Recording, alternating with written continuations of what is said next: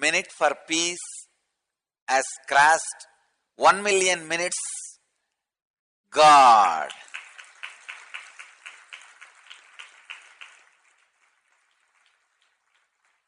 And saving 200,000 US dollars in crime costs.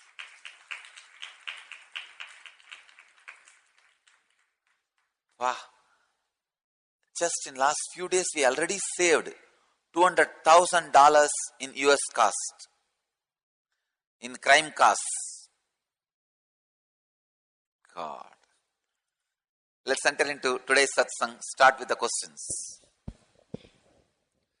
The first question is from Darja Divya, IA number 85. She's asking, Swamiji, would you please say something about our duties to our parents, teachers, priests and a master according to Vedic culture? This kind of knowledge is almost lost in the West. Especially, I'd like to know about disciples' duty to the master according to Vedic culture. Thank you again. Darja Divya, IA ID card number 85. Darja Divya, her question. First thing, you are asking, would you say something about our duties to our parents, teachers, priests and master? Understand, your duty to be your parent is giving them emotional and moral support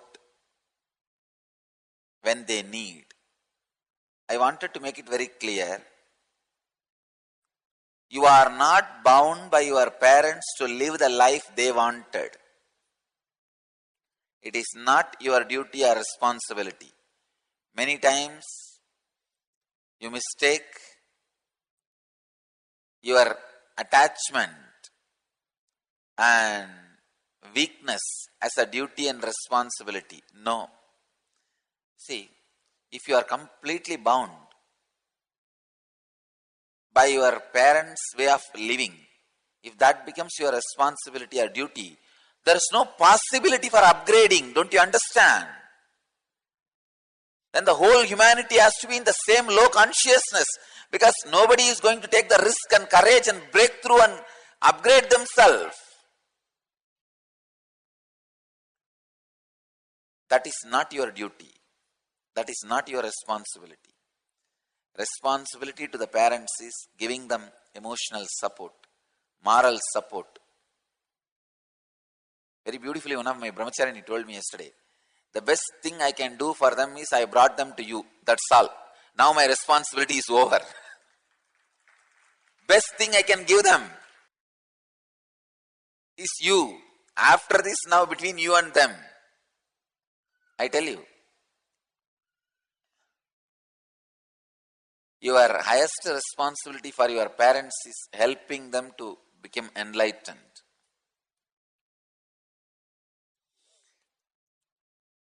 Next, teachers. Your highest responsibility, duty to your teachers is keeping the knowledge which they gave you alive and making it grow, flourish. And responsibility for your priests is using the knowledge they gave to achieve the ultimate. Responsibility for your master, duty for your master is you becoming enlightened, nothing else. Give your emotional, moral support to your parents. Grow the knowledge given by your teachers. Use the knowledge given by your priests to achieve the highest possible consciousness. Finally, achieve the highest consciousness using the master's presence. This is what is your duties towards all of them. Nothing else, nothing more, nothing less. Be very clear. You are not bound by anything else other than these understandings. Next question. The next question is from Rajesh VM, IA ID card number 72. He's asking, when one has already passed glimpses of enlightenment, example characteristics of Sthita Prajna, lamp not affected by blowing wind, tortoise-like senses, verses like in Ashtavakra Gita flowing inside the heart on its own, glorifying I consciousness, feeling the depth of time, etc., will inner awakening take to the same space and beyond, clearing all obstructive biomemories so as to sustain the enlightenment in tune with this world. Rajesh VM, IA, ID card number 72. Rajesh, please understand. Inner awakening is a program, will help whether you are in the beginning state, initial stages, or you need just a last push towards enlightenment. Now you are asking this question that will I have the last push towards the ultimate enlightenment through this program? Yes.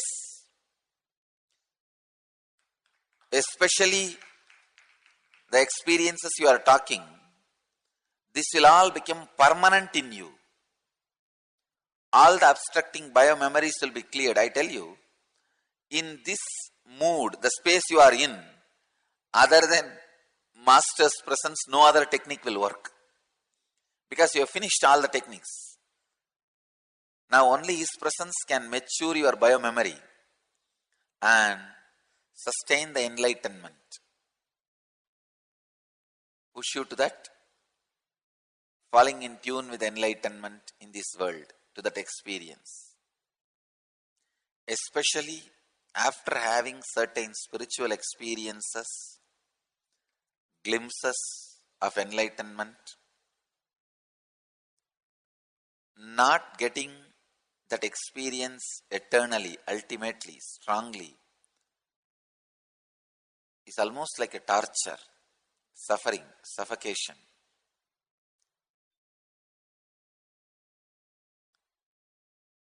This is the moment you should have the physical presence of the Master. You should be in the physical presence of the Master.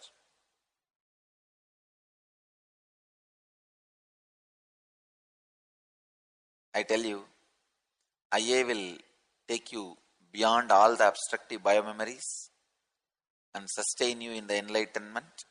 One more thing I want to tell you, only inner awakening program can take you beyond these biomemories and establish you on the enlightenment.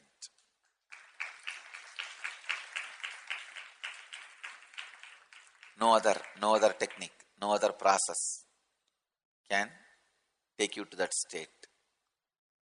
In the planet Earth, no other process is available as on now to establish yourself in that state other than inner awakening.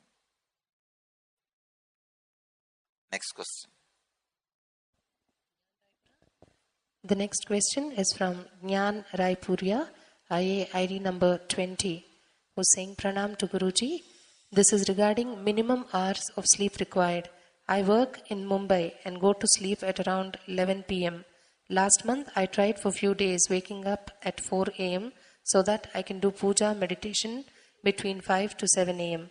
But I felt sleepy in office. Later it changed to 5 a.m. Whether it is advisable to get up at 4 a.m. when we sleep at 11 p.m. At your feet with gratitude, Jnana Raipuria, IA ID number 20. Jnana Raipuria. First thing, Jnana, sleep is nothing but your own boredom and laziness getting solidified and withdrawing you from your actions. Please understand.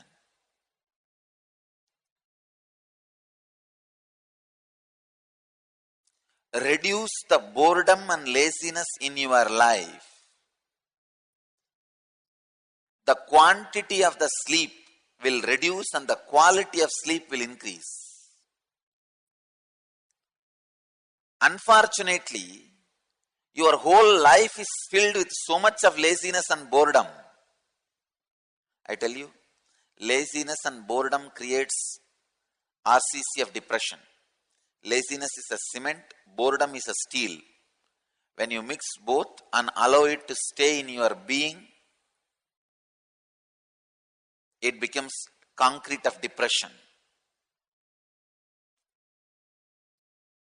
If you are sleeping more than 4-5 hours, you need to be admitted in waking up lab. See, in West and all, if you don't sleep more than 8, you don't get sleep. For 8 hours, they'll admit you in the sleep lab and try to check, do so many things. I tell you, if you sleep more than 4-5 hours, it means your quality of sleep is not good. And your life is moving in the direction of depression concrete. Laziness is cement, boredom is steel rod. When laziness and boredom gets solidified in your life, be very clear, you are moving very fastly towards depression. Actually, laziness is cement, boredom is a steel.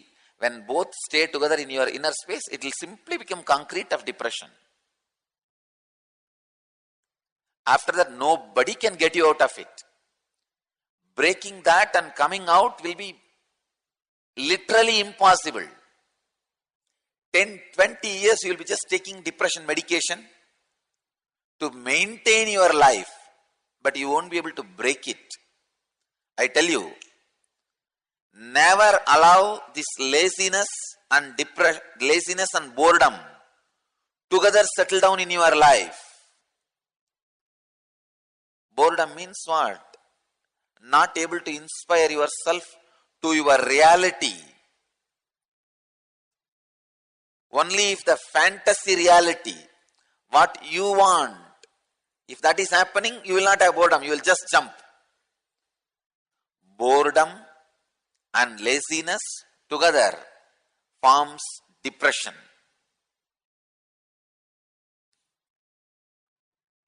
Boredom is a steel rod, laziness is cement. When you keep both together in your inner space, it becomes the concrete of depression. After that, you will never be able to break that concrete. Understand? You may unclutch, do ajapa, so many things. It will all be only like a drilling the concrete. Like one nail. But by putting one nail and drilling the concrete, when are you going to break the concrete?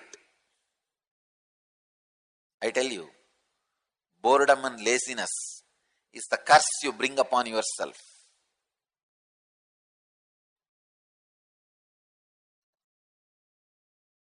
Any component in you, if it is not used again and again, it will lose its power. It will become dull, numb. For example, if you discover one ability of you, like thinking authentically about a subject, or planning authentically about a subject, or executing tirelessly, and suddenly you just get into lazy mood and boredom and don't use that capacity again and again, then you will see the capacity will be lost once for all.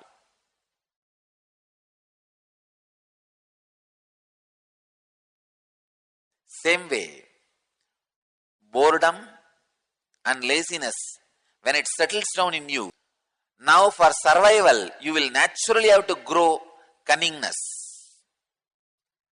Without cunningness, you can't survive now anymore in the life. I am not just telling about my Sangha, I am talking about the regular life itself.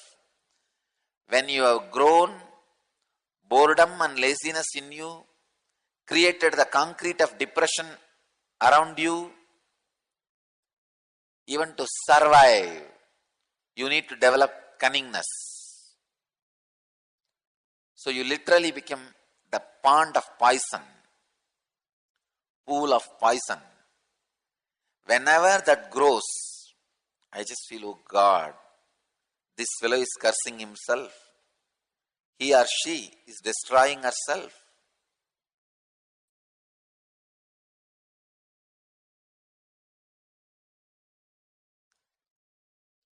Around the age of 30 to 40, that is the age you start growing this cunningness. Usually, sometimes it can happen a little early, sometimes a little late. Usually that is the age you start growing cunningness. Because now boredom and laziness is settled in your system. Not only you don't want to break, you can't break. It becomes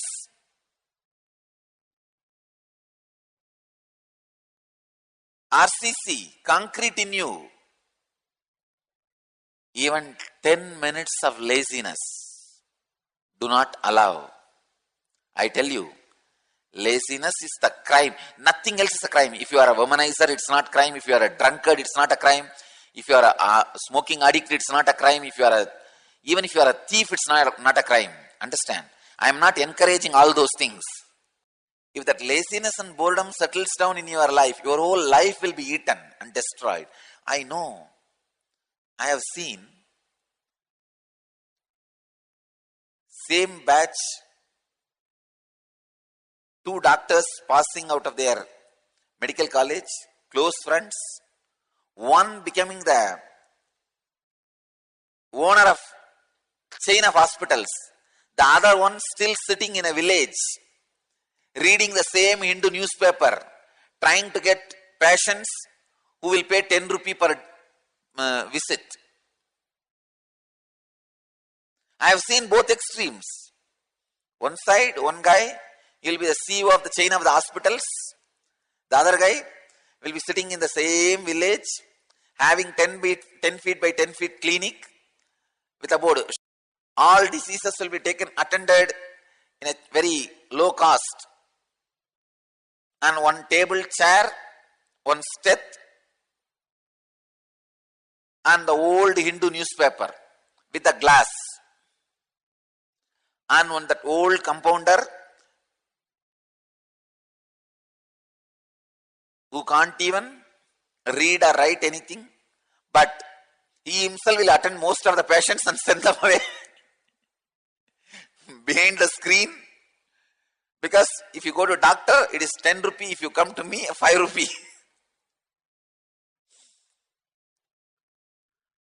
People run. People live. What is the difference between this guy and that guy? This guy who is sitting in the village waiting for the 10 rupee patient has allowed laziness and boredom to settle down in his pattern. I tell you, laziness and boredom destroys your whole life. Eats away your whole life. There is one demon. Even now, I need to be afraid. I need to be careful. I need to be cautious. That is laziness and boredom. Of course, boredom doesn't come. Laziness. As long as your body is under the nature, you have to be afraid of this one demon, laziness. See the person who is talking about afraid of being laziness. If I am saying I am afraid of laziness, then what you guys are supposed to do? Non-planning leads to dishonesty. You see, then dishonesty becomes survival mode.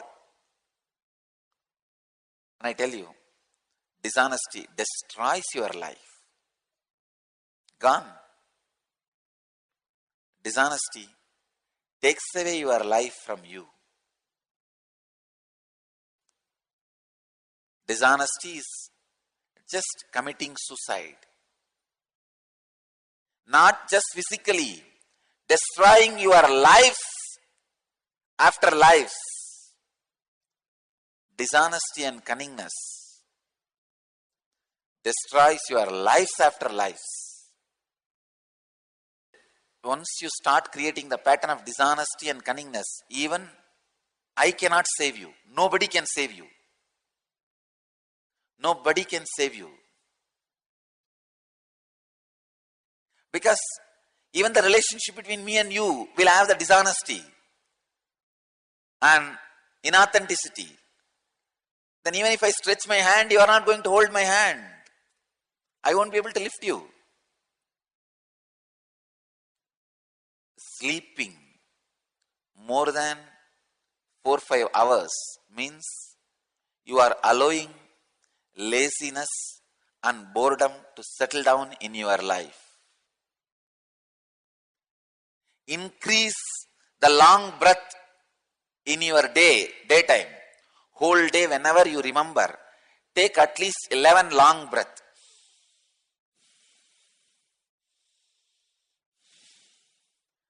The moment you start taking long breath, you see your palms are feeling the tingling sensation. Your fingertips are feeling the tingling sensation. Means the prana circulation, the samana circulation is increasing. Just do this simple process continuously for 21 days. Your sleeping quantity will reduce and quality will increase. Do this. Reduce the quantity, increase the quality of sleep. Reduce the boredom and laziness pattern in your life. Increase the authenticity and honesty in your life. Next question. The next question is, Swamiji, you spoke about the mountain being home to many enlightened beings. Were they from all different cultures? And if so, why Kailash? The energy darshan you gave in the valley at the foot of Kailash produced many miracles. What was so special about that place? First thing, once somebody becomes enlightened, then there is no more difference in cultures. Please understand, whether you become enlightened through Buddhism or Shaivism or Jainism or Hinduism or Christianity or Islam, once you reach that state, there is no difference in cultures. Second, Kailash happened to be the energy center, Ananda Gandha of cosmos. If you ask why, I don't know the answer. If you ask me, why did you settle down in Biddi? I don't know the answer. That is the way it happened. That's all. So I can only say, Shiva settled down in the physical Kailash when he was in the physical body and he created an energy field. Why? I don't know. Maybe he would have liked that place very lone. He can just be alone. Shiva is a guy who enjoys the solitude and being in samadhi. Maybe you would have liked that place, and very difficult to reach, so you will not have unnecessary harassments from inauthentic fellows. Many fellows, dishonest and inauthentic, come near you, who are not worthy of your love, come near you, which is not right. So for so many reasons, maybe he decided to be in Kailash. Of course, yeah, he is available everywhere. He makes himself available everywhere. But even then, Kailash is something totally different. See, now, I am available through video conferencing in so many places all over the world. But even then, Biddi, sitting directly in front of me physically. See, in video conferencing, you can see only what is shown by the cameraman. But here, you can move your eyes this side and that side. Something more can be seen. That's what exactly happens in Kailash.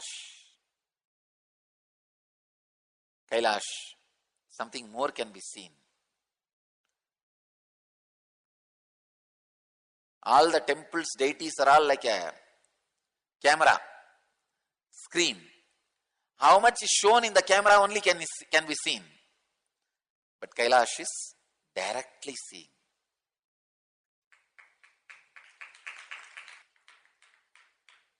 You are saying the energy darshan you gave in the valley at the foot of Kailash produced many miracles.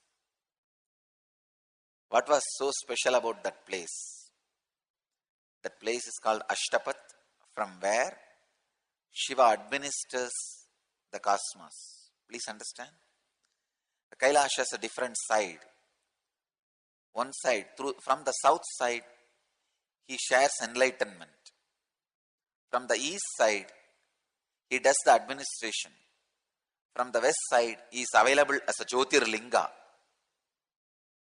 His presence is available, that's all. You can do what you want with it. So each side, he expresses unique energy. The place where I was giving darshan, Ashtapat, that is the side from which he administers the cosmos. So naturally, administration energy is a unique energy of creativity. That is why so many miracles happened, continue to happen. Even now people give me their experiences about the continuity of the Kailash experience. What happened in Kailash from there, it started and even now it is continuing. I get many emails and experiences. Nothing like Kailash. Even now, if I remember or talk about it, I feel like going there. That's a place to be in.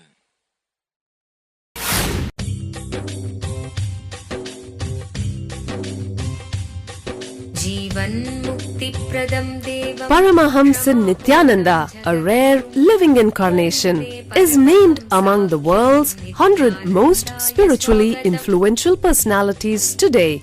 Paramahamsa Nithyananda has been placed alongside Dalai Lama, Nelson Mandela, Oprah Winfrey, Paulo Coelho and others by Mind, Body, Spirit, the world's top esoteric magazine from Watkins, London's oldest and largest bookstore.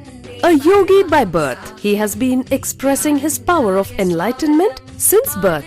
He has authored more than 500 books in Tamil and English. Translations of these books are available in 26 languages in Telugu, Kannada, Malayalam, Hindi, Sanskrit, Gujarati, Oriya, Bengali, Marathi, French, Malay, Polish, Portuguese, Italian, German, Danish, Spanish, Russian and Chinese. He is also an exemplary speaker with over 10,000 hours of profound life solutions through his discourses. Social services such as Annadan, free medical care, free educational services with ashrams, schools, temples, hospitals established in more than 140 places around the world, offering exceptional services. A powerful spiritual healer who has healed millions of people of diseases from migraine to cancer. A Kriya Yogi who has formulated Kriyas for physical health and mental well-being, benefiting thousands. A living master who offers practical solutions for our everyday problems. He is the founder and spiritual head